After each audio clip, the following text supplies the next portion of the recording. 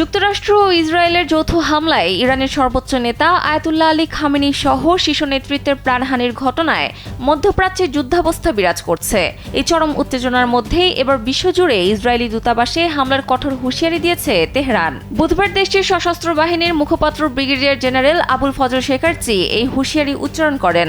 ইরানের আধা সরকারি বার্তা সংস্থা তাসনিম নিউজ এক প্রতিবেদনে জানায়, শেখার্চি স্পষ্ট করে বলেছেন যে ইসরায়েল যদি বৈরুতে ইরানি দূতাবাসে হামলা চালায় তবে বিশ্বের প্রতিটি ইসরায়েলি দূতাবাস ইরানের লক্ষ্যবস্তুতে পরিণত হবে।